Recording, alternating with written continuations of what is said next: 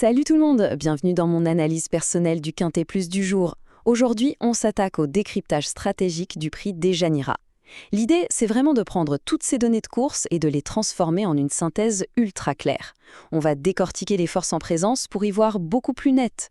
Petit rappel indispensable avant de se lancer. On est là pour analyser des chiffres et faire de la stratégie. C'est un contenu purement informatif et absolument pas une incitation au jeu. On garde la tête froide, on observe les statistiques, un point c'est tout. Alors, le contexte, on se projette le vendredi 14 mai 2026, direction le Temple du Trot, Vincennes, en Réunion 1. Le coup d'envoi de la 4e course, le fameux prix Dejanira, c'est à 20h15 tapante. Au menu, de l'attelé, plus précisément une course européenne de niveau E, on a 14 partants qui vont s'affronter sur 2700 mètres et attention, on est sur la mythique cendrée, corde à gauche, sur la grande piste. Autant dire qu'il va falloir du coffre pour tenir la distance. Et ce n'est pas tout, l'allocation globale grimpe quand même à 52 000 €. Pour une course européenne de cette catégorie, ça met une belle pression. C'est le genre de dotation qui garantit que les drivers et les entraîneurs ont préparé leurs chevaux aux petits oignons. La compétition s'annonce féroce. Voici comment on va procéder pour notre synthèse. 1. Le quintet plus du jour. 2. Les bases ultra solides. 3. Les secondes chances. 4. Les outsiders à l'affût. Et 5. Les chevaux qu'on va laisser de côté. On démarre tout de suite avec la première partie, les bases solides, les véritables piliers de cette course. Voici les 3 chevaux qui sortent vraiment du lot. D'abord le numéro 9, Max Ocagne. Il est mené par Eurafin et entraîné par Delocneux. Sur ce type de tracé, ce duo, c'est du lourd, vraiment redoutable.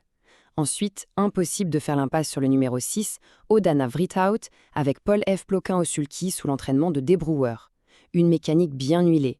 Et pour compléter ce trio de tête, le numéro 14, Comes With Age. Là, c'est Marbes Fedbar qui est à la fois au drive et à l'entraînement.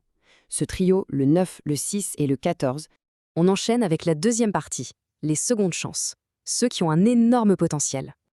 Évidemment, une course ne se gagne pas d'avance et il y a du monde derrière. Il faut surveiller de très près le numéro 7, #Simoni. GG Lormini est aux commandes pour l'écurie de H. Bondo. Il a de sérieux arguments à faire valoir. On garde aussi un œil grand ouvert sur le numéro 2, Océane, drivé par F. Desmigneux et préparé par J. Dalman. Et puis il y a le numéro 10, Jamais, une affaire de famille avec C. Terry au pilotage et F. Terry à l'entraînement. Stratégiquement parlant, ces numéros 7, 2 et 10, c'est la force de frappe directe juste derrière nos grands favoris. Une superbe valeur de couverture. Passons à la troisième partie, les outsiders à suivre. C'est la zone idéale pour dénicher la surprise. C'est souvent là que l'analyse devient fascinante et qu'on peut faire la différence. On a le numéro 4, Ever So Much, drivé par Monsieur Mottier et entraîné par Madame M. Turnquist. Juste derrière, le numéro 11, Invictus de Nilrem, confié à Acolette par B. Michardier. Et enfin, le numéro 8, Cameron, qui s'élance avec A. Brivard pour l'entraînement de J. Westholm. Typiquement, ces trois-là, le 4, le 11 et le 8, ce sont les profils parfaits pour venir pimenter les rapports et tout chambouler dans la dernière ligne droite. Si on veut tenter des coups un peu plus spéculatifs, place aux gros outsiders. Là, le risque grimpe, mais forcément la récompense potentielle aussi. On retrouve le numéro 13, Isère, piloté par Déthomin pour Madame C. Desmontil, et le numéro 5, Indy Demey, avec Abarrier aux manettes pour M. Varin. Clairement, pour que le 13 ou le 5 fasse l'arrivée, il faudra un parcours en or massif et des circonstances ultra favorables. Mais bon, sur 2700 mètres, l'imprévu a toujours sa place, pas vrai? Et on termine avec notre 4e et dernière catégorie, les chevaux délaissés. Pour faire le tour complet de nos 14 partants, il y a 3 candidatures qui semblent, sur le papier en tout cas, vraiment très compliquées. Le numéro 1, Binterez Ndat, associé à Tebochen. Le numéro 3, Judge Dredd Sissu, mené par Emma Brivard. Et le numéro 12, Enshed, avec Gémarin au sulky. Au vu de notre synthèse actuelle, la marche paraît statistiquement beaucoup trop haute pour ces 3 numéros, le 1, le 3 et le 12. On fait l'impasse pour cette fois. Pour conclure cette analyse méthodique, je rappelle un principe fondamental. Classement basé sur mes observations personnelles à titre informatif. Cette synthèse, on l'a bâtie de toutes pièces en disséquant les binômes chevaux-driver et les conditions bien spécifiques de la piste d'aujourd'hui.